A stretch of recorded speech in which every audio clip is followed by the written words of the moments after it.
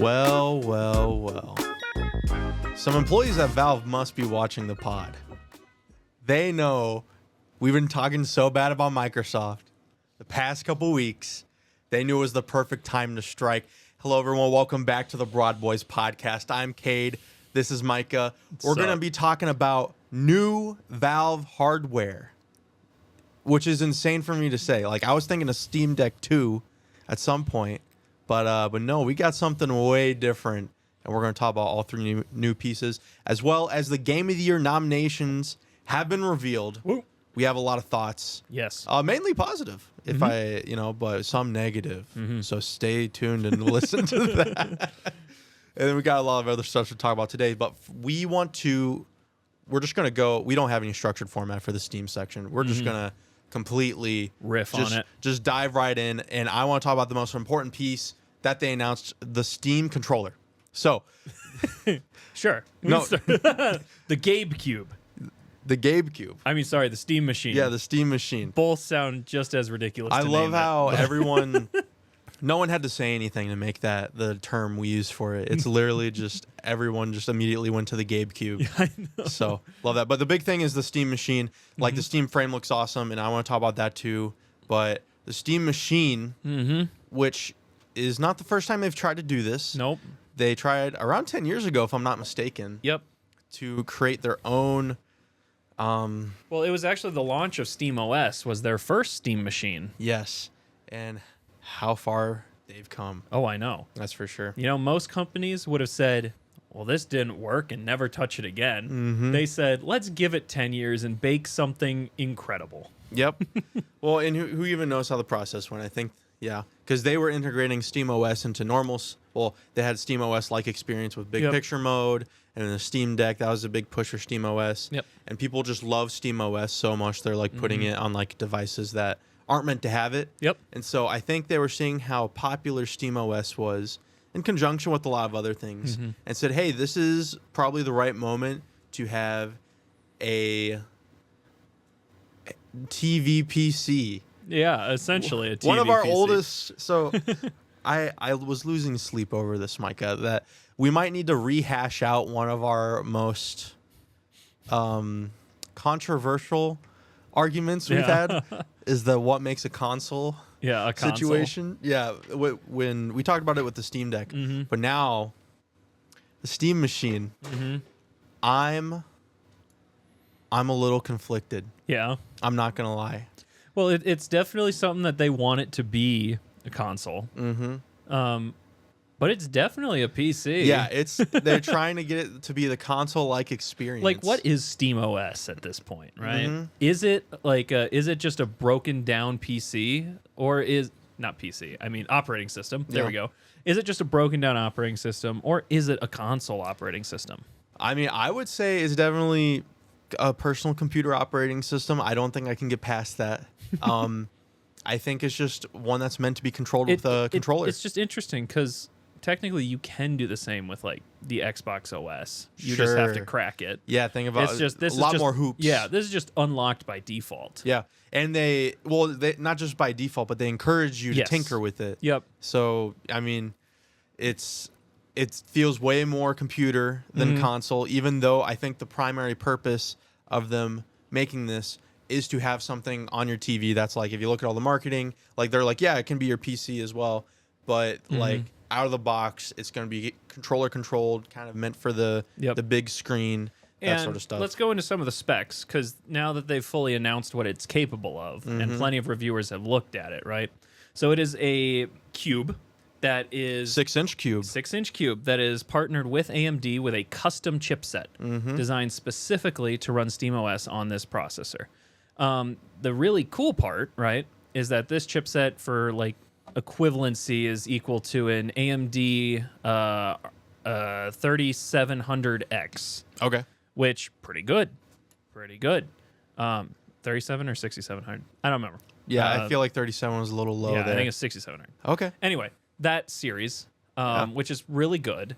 And then on top of that, it's supposed to run any Steam game currently on platform at 4K at 60 FPS. The caveat is you might have to use some AI upscaling and stuff like that, but the fact that it can do it is insane. Yeah, it's funny. I'm seeing probably the most negativity around this device concerning the specs. That's like most people super excited about it, but the PC master race, is coming back. Well, this feels like some spot that you have to like give some leeway though, right?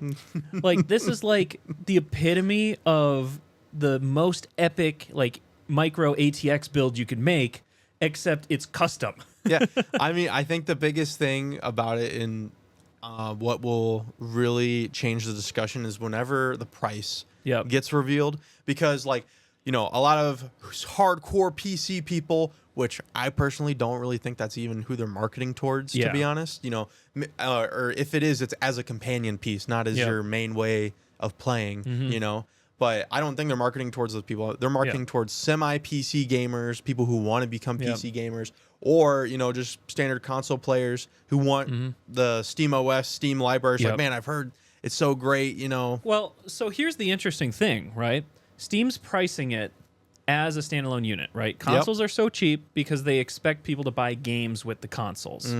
Valve said to plenty of the people who are asking for price that they weren't going to give pricing till it releases.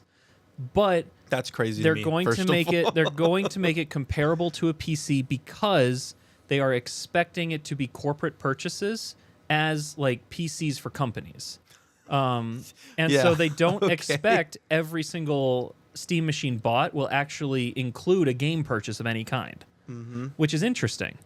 And plenty of reviewers have even said that this is functionally a traveling PC. This is like a workstation in and of itself. It is completely true. You don't have Windows bloat, don't have any of that, and yet you can still install because it's compatible with all Windows 64 processes. Yeah, I mean, I'm gonna push back on that a bit, and like I don't think that's that good of a decision to make, because there are many PCs out there that I can play, maybe not 100% of the Steam library, but like on high settings, but probably medium settings. And there's stuff I was looking at. It's like $500. Yeah, but I mean, here's the deal, right? For the processing power that you can get out of this thing, right? I could probably build something with that processing power for about $800, maybe $900, and maybe a little cheaper on Black Friday and stuff. But that's with like really scrounging for the specific parts. Yeah. And so reasonably, and this was something that we had talked about previously, I could, if they're pricing it as a PC instead of a console, right? Like if they're not trying to compete with consoles, but instead are trying to offer a variant PC, I could easily see about $1,200. I don't think they could get away with doing $1,600. That feels a bit much. But I don't know if the specs are up there enough to warrant that, though. I mean, yes and no, because at the end of the day, right? Like I was just saying, I could build it for around $800. So if I can corporate that into Valve or like the Steam, I don't think it's that. I think what they want what would push a corporation to just go away from a standard Windows PC? Well, it's the trouble that Chrome takes a lot of processing power, and like I'll say from like even my job's perspective, we do digital marketing, man, and frickin' sometimes our PCs lag out because of Chrome tabs, and the fact that running like IO system on Chrome is super hungry. Like beyond just having 100 tabs open, you now have 16 of those are IO browsers. Okay, but then is your employee who you get the Steam machine for, is he just not going to download Chrome anyway? Well, no, you're still going to use Chrome. It's the idea that your system can then handle it. Like I'm talking, this is more powerful than a ThinkPad, and the wild part is that it will be comparable to a ThinkPad in terms of like corporate pricing. Sure. So, I mean, in my mind, right, corporations might just say, yeah, this is great because one, it's half the price of a MacBook. It's comparable to a ThinkPad and is twice, if not 3 times as powerful. Yeah, I mean, it's like that's where I think Valve is setting like the standard here. It's not console, it's not micro PC. It's hey, compared to similar things in this price bracket, this is so much more powerful. Yeah, I don't know. This is a way different direction than I thought we were gonna go with this. I don't know. I think that's the way. I don't know. Maybe the marketing is they go heavy on the marketing gamers, Mm-hmm. and then marketing to gamers, and then a lot of those corporate deals are made through employees or direct. I'm sure they stuff like will that. be, but like so many people game these days, and it's all through Steam. Their number one platform for marketing is through gaming, right? I have a feeling they're hoping to get a ton of corporate sales. Okay. I mean, I think that would be an interesting thing. I was thinking, since the biggest spec, people are like, why would I get this? Yeah. 8 gigabytes of video RAM, and then the processor isn't like as crazy as people Yep. would probably want. Really, and here's the thing with gaming is that, and I talked about this with the Switch too, is that Cyberpunk 2077 runs better on the Switch 2 versus the Steam Deck. Yep. And a big reason why is because they made a Switch 2 version. They optimized the game for that specific console. The Steam machine is not really going to get optimized versions of games. And so if you want the best console experience playing a lot of these new games coming out, you're going to want to buy the PS5 version. Yeah, well, interestingly, the hardest part about game optimization is actually making it function well with Windows or with Mac when you're playing on PC. Because both of those operating systems like to get their claws in everything you're playing, right? Like they tell you if you're like going through any like gamer guide or anything else that you need to turn off all of these different things that Windows has because they're reporting software. Yeah. And so you load up a game, what it wants to do is run this extra file that Windows has that wants to capture screenshots of what you're doing at any given time, then send it back to Microsoft. One, wild invasion of privacy beyond anything else. But two, it drains your processing power. You ever look at your thing and you go, service.exe is taking up 80% of my RAM right now? Mm-hmm. That's generally some sort of background Microsoft process that doesn't need to exist, generally. That's stuff that's all stripped down. Like, SteamOS is original now, but it was originally based off of Linux. I don't know if it still is based off of Linux or if it's its own system. I believe it's still Linux because of the compatibility layers, which I want to talk about more. Yeah. But regardless, games run better on Linux than they do on Windows. Yes, typically. That's why they can get away with having less. Like, all these specs people are looking at it a framework of, well, that wouldn't run my games the way I wanted to. On my Windows PC. And the difference is, well, it will run those games on this Linux PC. And that's the big difference. I mean, I think it's more about the custom aspect than it being specifically Linux or anything else. But I mean, it all comes together to build something that's... I'm not disagreeing with you that, operating systems take up way too much processing power and stuff like that. I'm not going to disagree with you on that.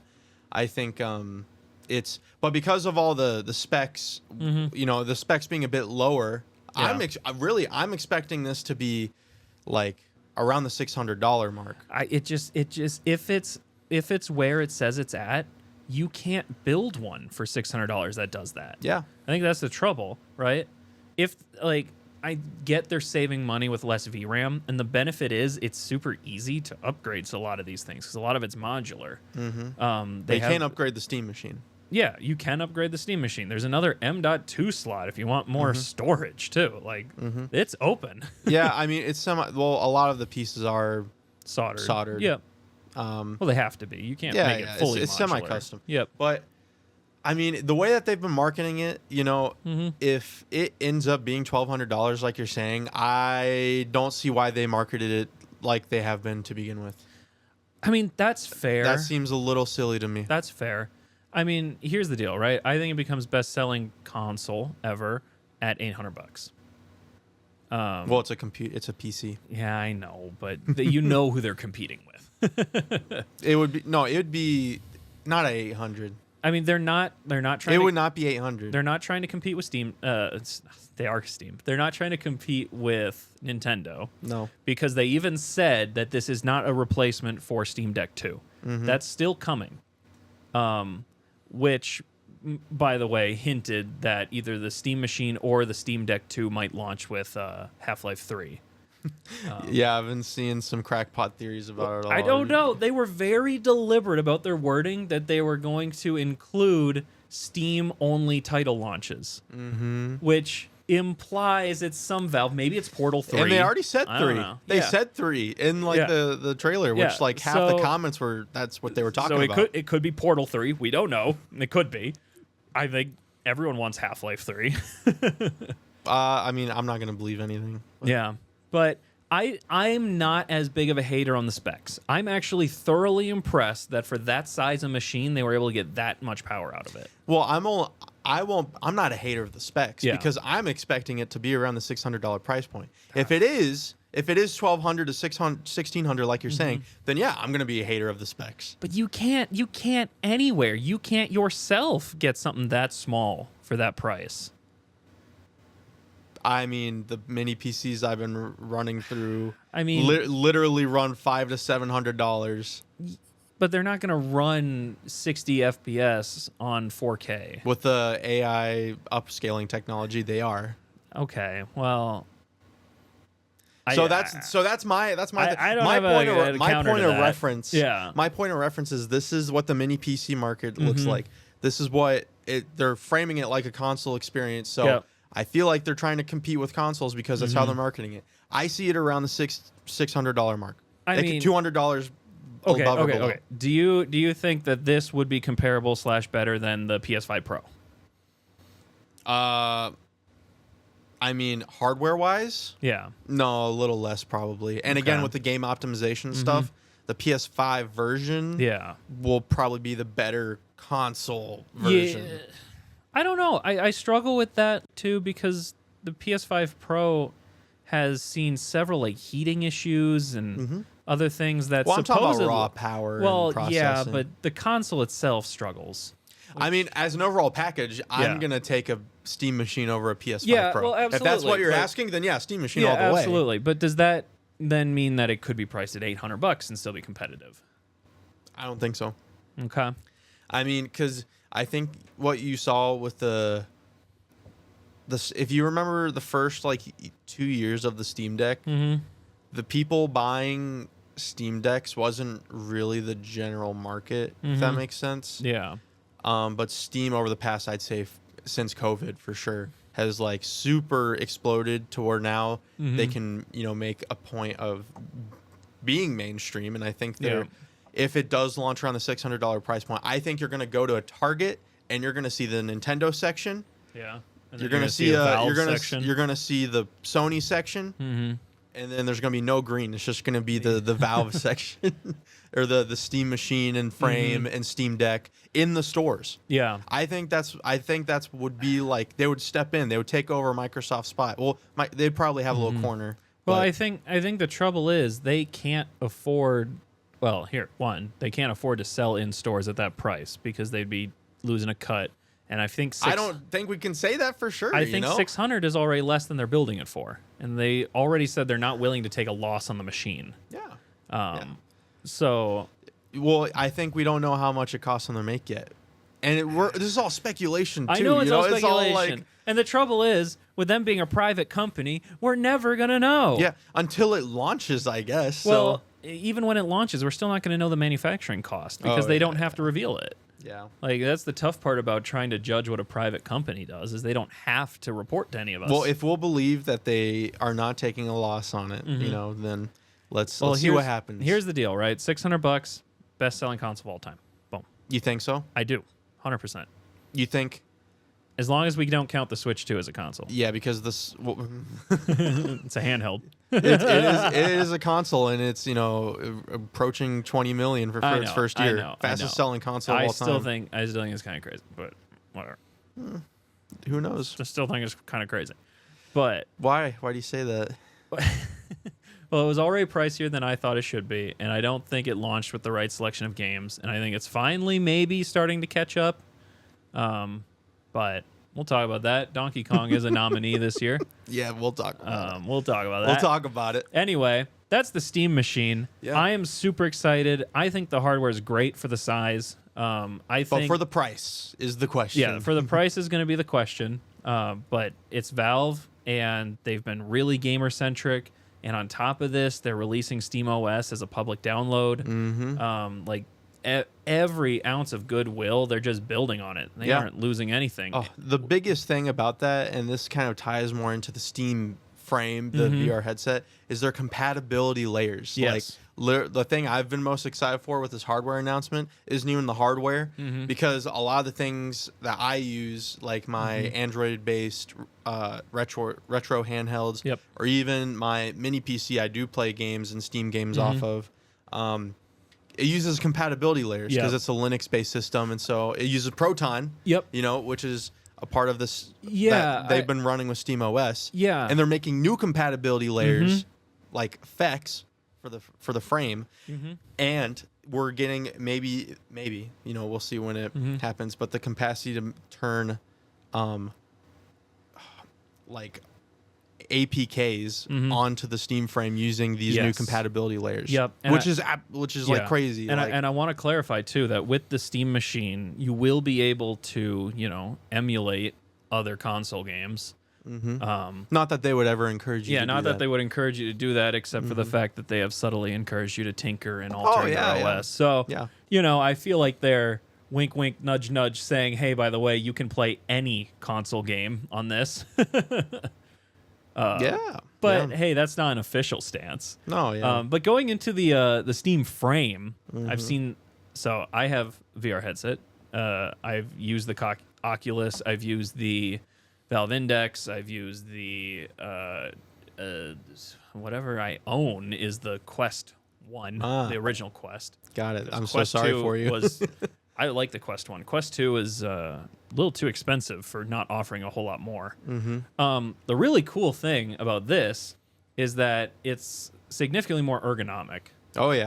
They put no wires for the most part, and they did everything right in the design. So they put the battery pack in the headset. They're going to have the microphone built in, all sorts of fun things. But regardless, it's not freaking a toaster on the front of your face anymore. It's more like Apple Vision Pro. That's what they're trying to vibe with. But the idea is it's not going to like break your neck to wear it, which is really cool. I appreciate it. Though a couple times I've worn headsets, they always feels like it's trying to pull me down by my face. And supposedly this one very comfortable. On top of that, 110 FOV, not the largest on the market, but also very competitive regardless. And built in with a dongle, right? So you don't even need to have an internet connection. You can just plug it into your PC, 6 gigahertz of transfer rate. That's insane. Oh, and what they're doing with their, I forget what the official term is called, but it's where you're looking, it'll make that part high def and kind of not prioritize the spots that are in your peripheral. Yeah, they have built-in eye tracking software, which is huge. And then the way that it works is there's a lot of VR games that are built with this, like, what is it called? Visual obfuscation or something like that? Yeah, it starts with an F. Where you look is rendered fully, and then things on the outside of your vision are downscaled. Yeah, and typically that would be used for conserving GPU strength. But they were like, let's do that for conserving stream bandwidth. Which I don't think has been done before. because what it does is it takes the onus off the game developer. They don't have to optimize their game because Steam is like, well, if your PC will run it, we'll just make it stream well. Which, wild, by the way. Yeah, I think, you know, even if they, you know, the frame might not be like the best at like one particular thing, but it's about the overall package. It's so good. I think that's the theme for all three of their pieces of hardware. Because it's like it's not full color pass through. It's monochromatic, so you're not going to just wear it out town or anything else. But the lenses are modular, so hypothetically, you could replace all your lenses with full color pass through if you wanted to. On top of that, they have IR sensors. So Quest 1 and Quest 2 don't really function in the dark. This one will fully function in the dark. You can be in a pitch black room and it will still track your position. I wonder why you would need to do that. No idea. You know. They have haptic sensors built in the handle, so no more like the button stuff, but you can still get 5-finger overlay, which is really awesome. They obviously took inspiration from the Quest hand system, but they made it better.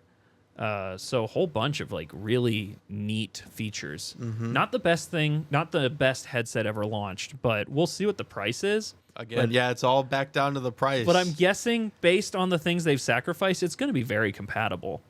Oh, one massive thing. They have a modular plugin like right over your nose that there's nothing for it right now. But the idea is that they're going to partner with the same company that does all the extra additions for the Index. And they're going to work with them to create modular plugins and adaptiveness for the frame. So the idea is you can customize it or add things for accessibility and stuff like that. Yep. And the idea is like you can go as far as like it could give you like a smell sensor and stuff on it too. Like whatever will plug into the, I think it's a PCIe port, but I don't remember exactly. But super cool. Yeah. Super modular.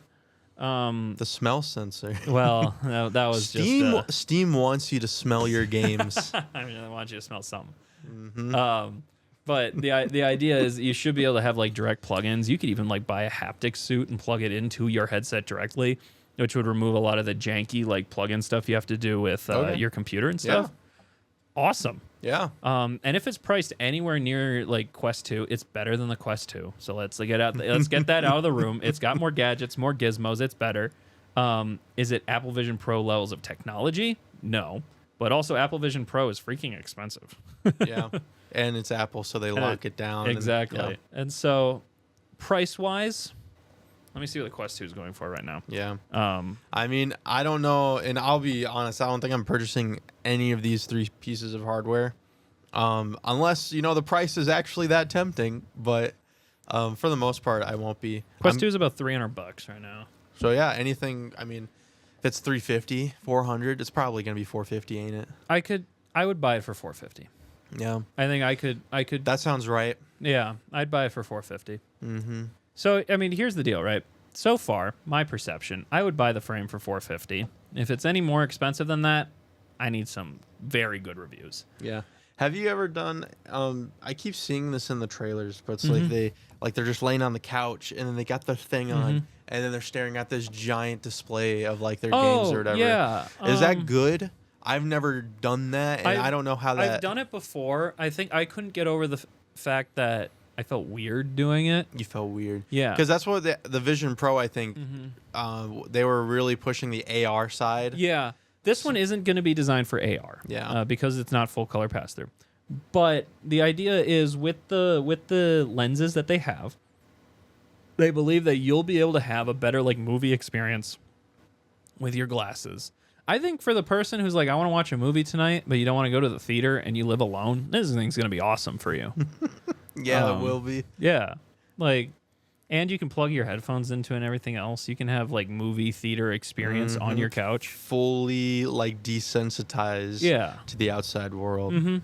Perfect. Yeah. I mean, if that's what you want to use it for, I think it's going to be great for it. So I'm excited. Yeah. I'm wondering if we're going to see like another push in VR games. I feel like it's been pretty steady since the Index came out, I'd say.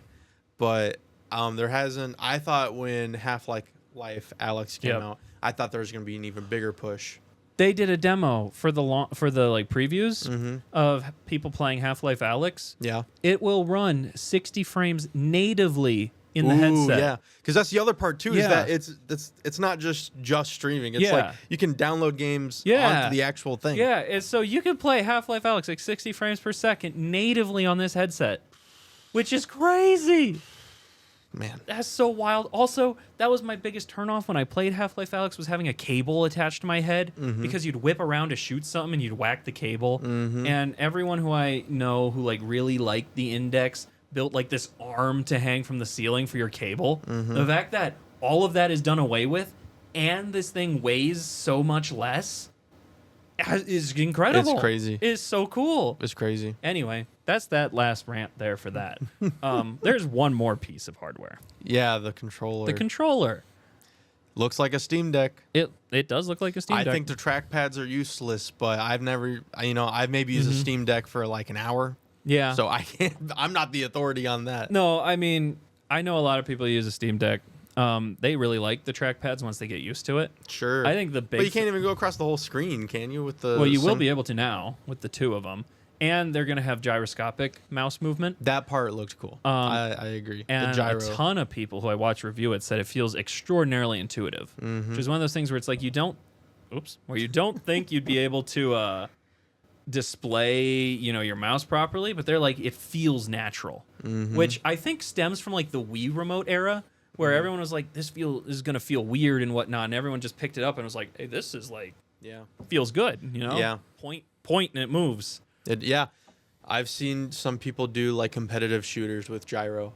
Controllers have like the really good gyro because they literally just do a twist and like they're used to it, and it's like super precise. Yeah, I think you super get used to it. And programmability, 4 programmable buttons on the back. In gaming, your D-pad is fully programmable. Your cursors are going to be fully programmable for other things too. And all of the joysticks are, what is it? Haptic, not haptic. It's the new thing. It's their brand new. It's the new thing. It's the new thing that gives them significantly longer lifespan. Yeah. Better sensitivity and reactivity, and also is pressure sensitive. Also, the controller is pressure sensitive, meaning that you can set up feedback based on how tightly you grip the controller.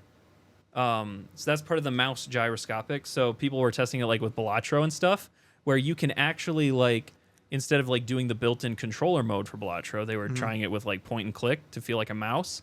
And you can like change your mouse clicks based on how tightly you hold the controller, which is super cool, by the way. Yeah, I'm wondering what that will like practically turn into. I think the idea is you can like customize your controller to functionally operate however you want it to. Yeah. So back to like, the Nintendo like Smash days of people like setting up their controllers differently for however they like to play it, right?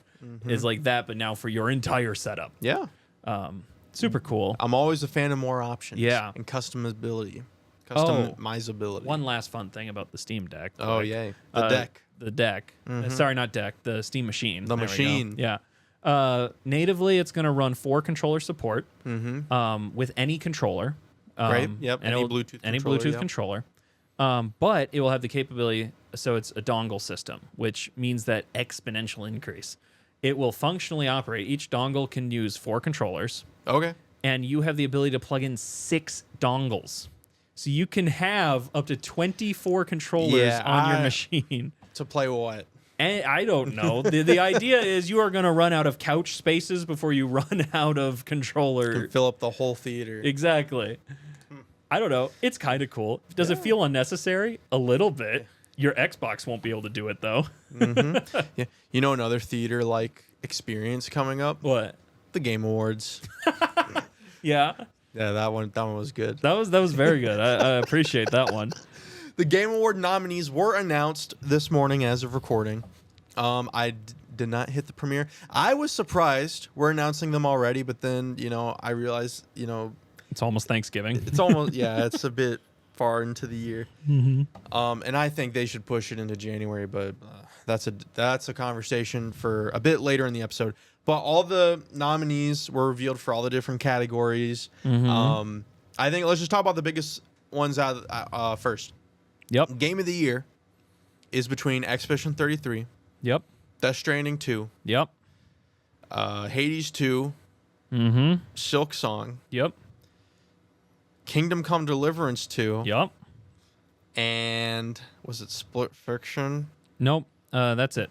Donkey Kong Bonanza. Donkey Kong Bonanza. That was the 6th one. So I think it's interesting because Donkey Kong Bonanza only got the Best Family Game nominee and then the Game of the Year. Yeah. It seems a little crazy to me. I think it should have been at least nominated for Game Direction with the Destruction. Meh. You didn't. I mean, sure. Yeah. It's the voxel-based Destruction stuff was really cool. They played into it a ton. In terms of game direction, it's like, hey, this is the system we want to play into. Yeah. They did an awesome job with it. Yeah, it's definitely new. Better for, like, than a Donkey lot of Kong. other things on the list. Well, that's fair. So Well, it I should have don't been know. nominated. Okay, well, let's go through that list quick, okay? So Game of the Year, right? Claire Obscura Expedition 33, of course. Everyone knew it was going to be there. Yeah, probably gonna win if we're thinking about if I was a betting man. I mean, I know what I'm voting for personally. Yeah, I know what you're voting Death for. Stranding 2. This is another one of those games where it's like, I'm sure it's good, right? I'm sure it's good. And But it's hard to think about it without being like Kojima right behind Keeley. I know. Keeley like doing his little like side eye look. I know, because it's like, I don't know. I've seen, I think I talked about it when it launched. There was like a little bit that I'd seen on it where it's like they took everything wrong with Death Stranding 1, got rid of it, but kept all the story and lore and everything else. Yeah. And so that's great.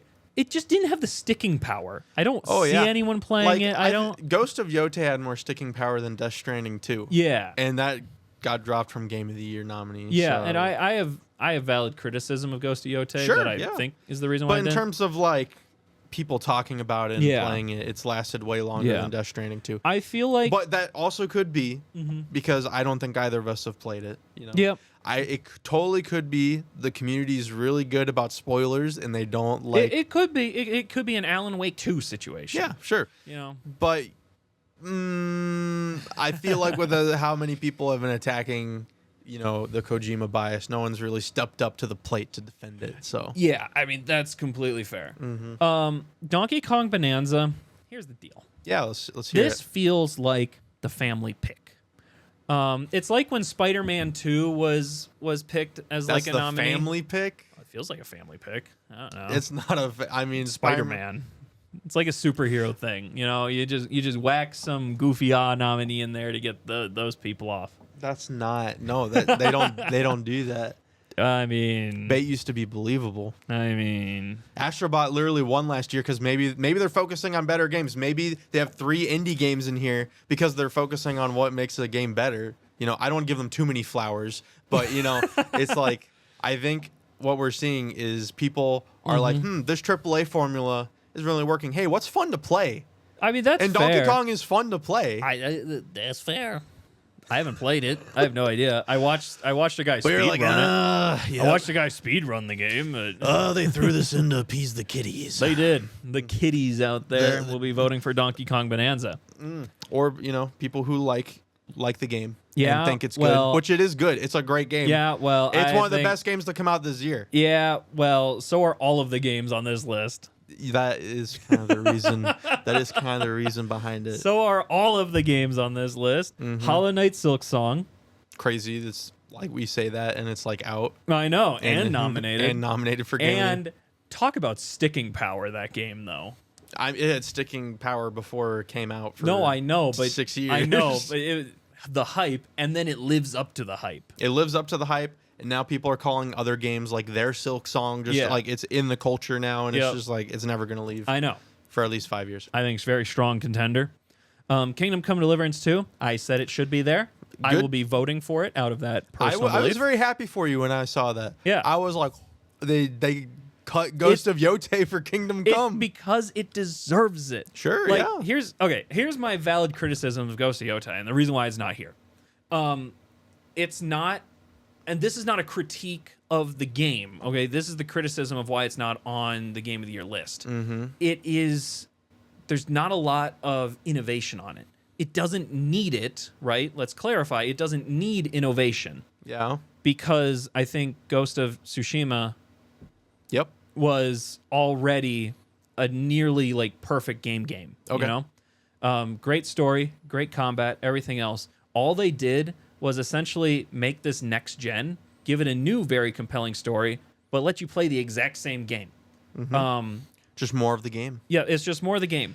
And so, if you kind of think about it, when I looked at the list, I was like, there's a lot of 2s in this list. There are. I think it's literally Expedition 33 and Donkey Kong Bonanza that aren't sequels. Yeah, but I mean, the only one that's like... So maybe it's between those 2. The only one that's original IP is Expedition 33. Oh, yeah.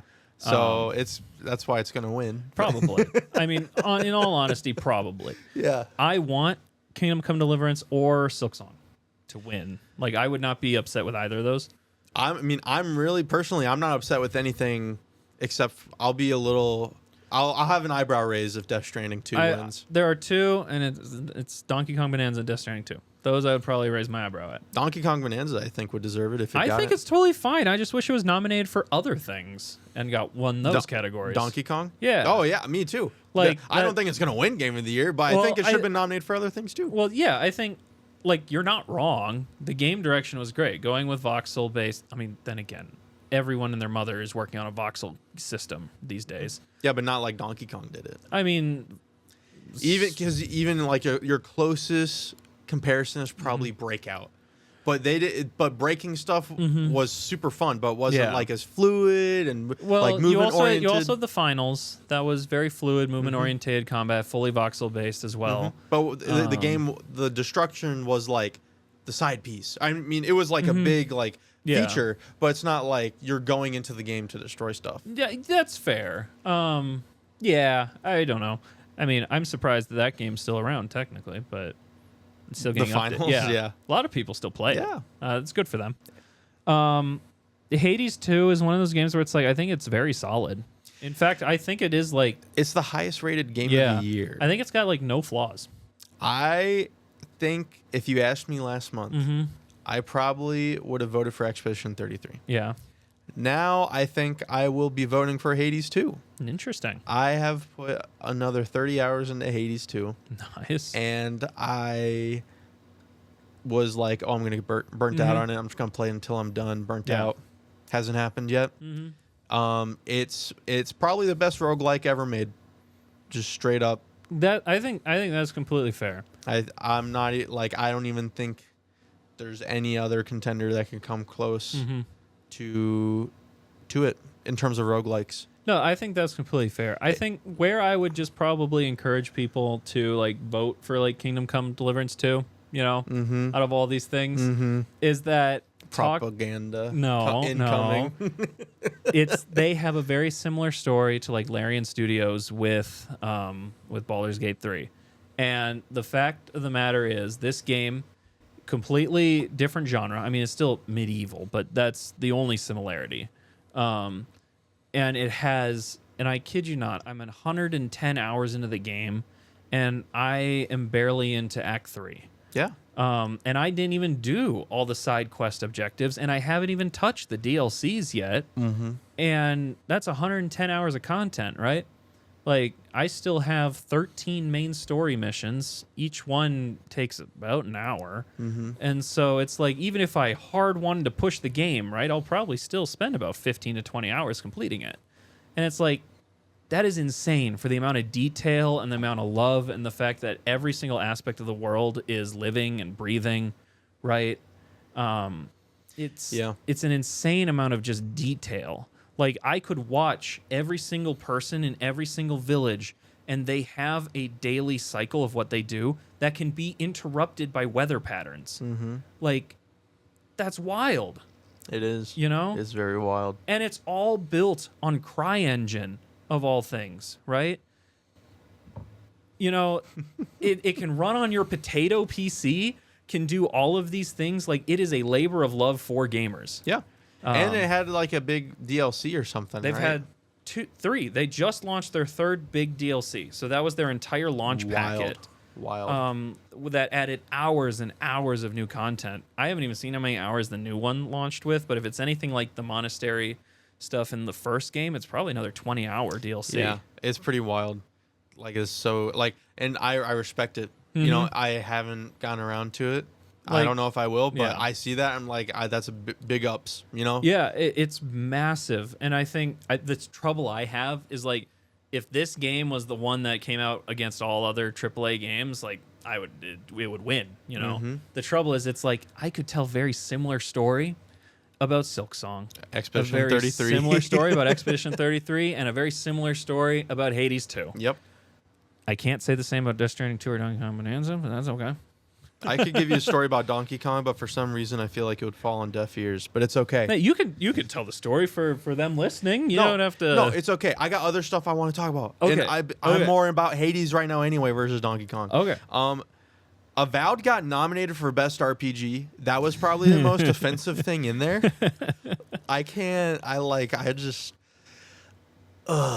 You know, it's like for the marketing, they're always like, oh, here's this new JRPG during the Game Awards, like, oh, we love Japan, da da da. But like some of the like biggest JRPGs like either got like remade completely, like Trails in the Sky, or Dragon Quest. Actually, I think that was the end of last year. But there are like so many better RPG experiences that came out this year. Yeah, and Avowed got into RPG of the year. Yeah, that's wild. Kind of insane. Expedition 33 got the record, or has the record for most nominations. It has 12. Yeah, different nominations. How much of the 12 right now? If you had a instinct, like just off instinct, how much? 8. Think 8. 8. I'm gonna say 10. Well, I think it sweeps both indie and debut indie. Unfortunately. Well, of course it does. No, yeah. I mean, people get upset when you call it an indie game. So it is an indie game, but it is. It is. And so, but I'm just because they're owned by a big company, they were, looking at the. I keep bonking my mic. I hope that's not coming through. Mega bonking it. Like Expedition 33 is one of those games where it's like, yeah, except they had to like go at bat for their game because their parent company wanted to shut it down. Mm-hmm.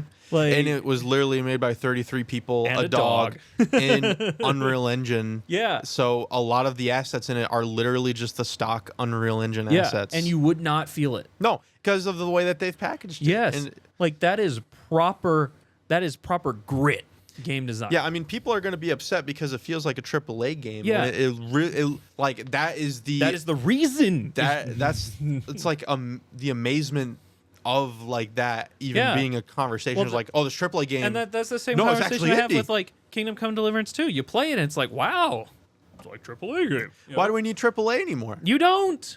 You don't. Yeah, I just wanted that out of anyway, what other nominations are there? Blueprints got multiple nominations as well. Yeah. So I've heard good things about that. So big ups for Blueprints. The Fall of Monster Hunter Wilds. I just got to bring it up one more time. Just like, man, Capcom really screwed that one up. Hopefully their next game's better. Oh, who wins best racing game? Sonic Racing Crossworlds, obviously. I think so, yeah. The thing is, though, I think if this event got pushed into January, it'd probably be Kirby Air Riders. Yeah, I mean, it could be true, but Kirby Air Riders is going to do it next year. Mm-hmm. But it's stupid. It should be a January event, and we actually cover the whole year. Yeah, it's so stupid. But you know what? You know what's crazy to me? The best sim/strategy game. There's a mobile game in that list. Final Fantasy Tactics. No, that's not. It is. That's not. Well, it's on PC and mobile. Okay, well, you're not just going to call that a mobile game. It's kind of a mobile game. No, it's... What? That's like saying... It's on mobile. But it didn't...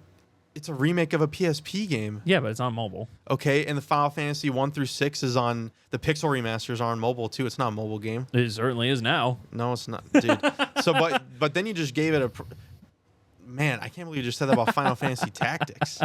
That's horrendous. Oh my gosh. Well, needless to say, I don't like any of the games that were nominated for Best Strategy or Sim Game. It should be Final Fantasy Tactics. I mean, I'll give you that. Especially since it's against Jurassic World Evolutions 3, Civ 7, which is arguably one of the worst Civ games to come out recently. I bet Civ 7 will win, though. It shouldn't. As a Civ player, it should not. But the Eye of Keeley looks down on those nominees and is like... Oh, I see big game company. No. No. Civ 7.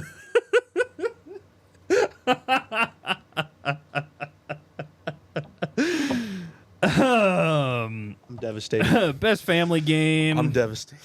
I'm surprised Split Fiction's a best family game. But they had to just throw in Split Fiction somewhere, bro. I know, they need that guy to come back. I will say it's a great game. Unfortunately, this year is kind of like... It's kind of stacked against them. Innovation, accessibility, whatever. Best action game. Battlefield 6. Yeah. I think it should be. Doom the Dark Ages, it should not be. Yeah.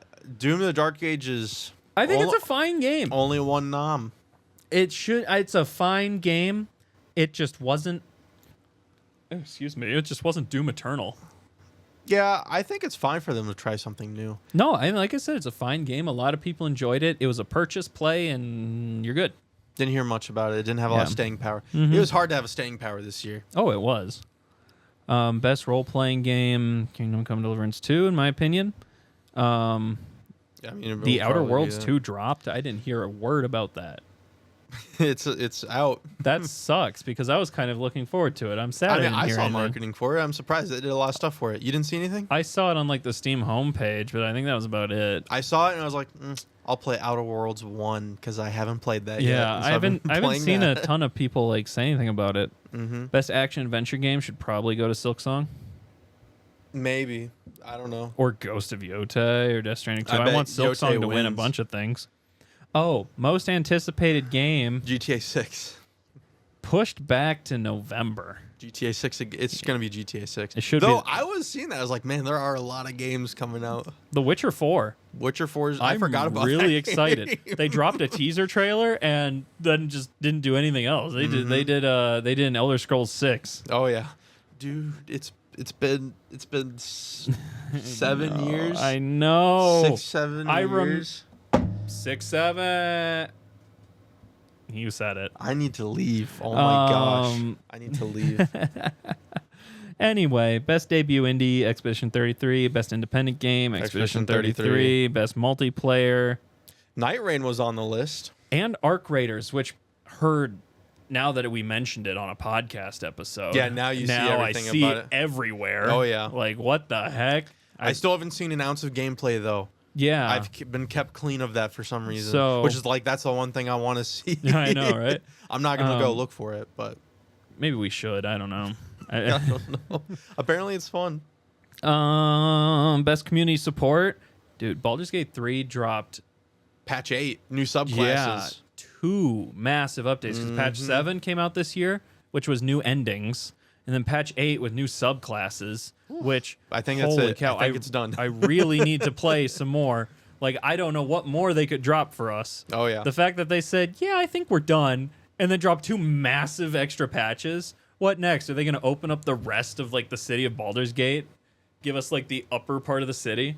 Yeah, who knows? I have no idea. I mean, it'll probably be Baldur's Gate 3. Fortnite was on there still, or is best ongoing game? Yeah. Yeah. Helldivers 2. Sorry, it's best community support. That's what it is. Yeah, that's different. And No Man's Sky launched a massive new update as well. 2, I think. 2, like Yeah. fleet carriers and stuff, which awesome. Yeah, Good That's for them. That's another one that's been my eyes been on. Yeah, like I kind of want to play it again. Maybe I we get know. a group of people. Yeah, that sounds fun. I know. I've been needing an excuse to play it. Silent Hill F dropped. It did, and that it's really positively reviewed. I know. believe it I only just had haven't one seen- nomination. I think that one's one where you won't see a lot of things because people are very careful about Oh being yeah, spoiler free. Yeah. But I'm just surprised I haven't even seen like Reddit posts that are like Silent Hill F is like the bomb or something. I don't know. I've But- seen a lot of that. People really like it. Yeah, because I follow like debut games and stuff on Reddit, and I'm just like it didn't pop up, but maybe I just missed it. Yeah. It's. I mean, again, it's so hard. Like if it was last If year, it- you would yeah. have seen so much more of it. Yeah, I know. Yeah, Megabonk got nominated. I know. For best debut indie. Yeah. I was so happy. good for Megabonk. It won't win, but good for Megabonk. I know. I just can't believe it. Or maybe we should all vote for it anyway. Yeah, it beat Expedition 33 wins best indie game. You But know- debut indie, that's for Megabonk. Okay. That's for Megabonk. You know who should win best mobile game? Uma Musume, oh. Pretty Derby. I hope it does. I just want to hear Keeley say it Yeah. out loud. So That would be so fun. yeah, Oh, there is a best ongoing game. That should go to like Marvel Rivals was nominated. dude. Honestly, here's my. I know this won't come as a surprise. If Rivals is on there, I think Overwatch 2 should be on there too because they literally released 2 big modes that players love. A lot of new heroes. They're like it earns the 2 I mean, that's fair. perks, which That's is like fair. like it is Overwatch 2 now. Yeah. And literally most of the changes that made it a 2 were in this past year. Yeah, well, I love when game companies have competition because it finally pushes Oh, yeah. them to do something with their Oh, game. It's like, man, Overwatch 2, there's not a whole lot to it. Man, we got so many alternatives now. Wait a second, Overwatch is finally becoming a good game? It's and I haven't I think I've probably put 70 hours into Overwatch 2 in the past month. Just that hasn't happened in years. Yeah. I mean, I've played a lot of Overwatch, if you couldn't tell from doing this pod. Yeah. But, it's always been, I'm just satisfied with it. Why is it like this? Well, I put a ton of hours into Overwatch 2, and I just haven't picked it up again. Yeah, that's fine too. But it's good. if it's good, I might do it. It's good. That's all I gotta say. Relapse. Come back. Bro, I got too many games I gotta play. I'm you're playing Vintage League. Story You're right playing now. I haven't touched League. League in like 3 weeks. Whoa. I know. What are the withdrawals like? I'm like, I really want to, but I want to play Vintage Story right now. Mm-hmm. And then other indie games I've picked up recently that I've been playing a little bit of. Yeah. Which we can talk Yeah, about. I've been playing. Have I talked about Necess? I don't think I have. No. Did I ever mention that to you? No. What is Necess?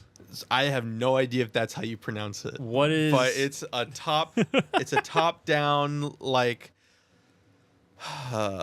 Terraria. Top down Terraria is what I'll say. Maybe in terms of the way the progression works. It's pixelated survival game. Mm-hmm. It kind of an escapist layout in terms of how it looks. Yeah. Okay. But you get gear, you fight a boss that gives you material to get new materials to upgrade. So it's very boss-based progression. Yeah.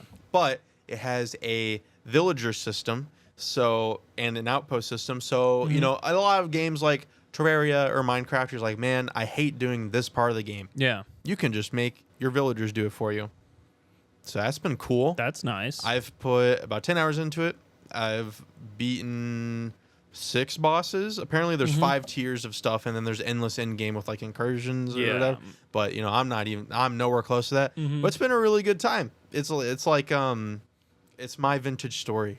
Because you talk about your vintage story kind of being like your Minecraft, but the music's pretty good. That's nice. It's all the right the right spots for me. And I've been playing it with a group of friends, and we've just been just going at it.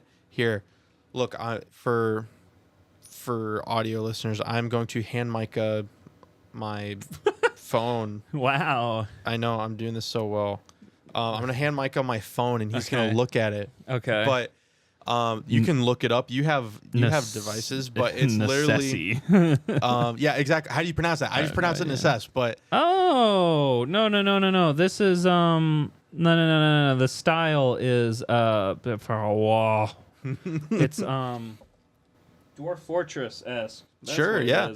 Yeah, but I mean, the cool part is there's different classes, kind of like Terraria, so there's summon, magic, range, melee, and they look cool and they do cool things. And when you kill bosses, you can get some boss weapons and stuff like that. Weird. Okay, the combat looks like Realm of the Mad God. If you played that, the art style gives me it's Terraria, but the top-down perspective looks like RimWorld. Yeah. But all of the menus and stuff is a mix of Stardew and Wild. Yep. That's such a weird mix of. Yeah. But I mean, you have a town, you build relationships with your villagers, you make them do stuff for you. You want to farm, you can farm. You want to just boss rush, you can boss rush. So interesting. There's a lot of pieces to the game. You can kind of do what you want with it. And so it's one of those games where I'm glad I spent the time to play it. So yeah. Well, let me give you a pitch of mine. Yeah. Quick. Double pitch of the week. Two for one special. So this is an indie game I purchased last year. It came out last year. It's overwhelmingly positive on Steam, but it's pretty lesser known overall. It's a game called War Tales. Okay. It's an RPG-esque, roguelike. I don't know. So you start as a war party, right, with 4 soldiers, whatever. You pick a background traits and stuff, are you a mercenary band? Are you, farmers running away from whatever, right? And then it's an open world.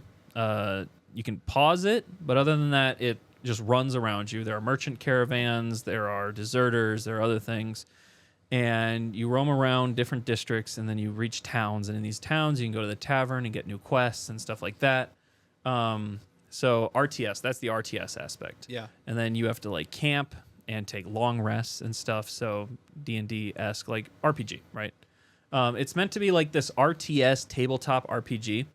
But then you get into combats and stuff. And the combats are turn-based, but they're open turn-based combats. So essentially what that means is you have slots for your party character goes this time, but you can pick any party character you have to fill that slot until you've gone through all your slots and all your characters have done their turn. That ends a round of combat. Yeah.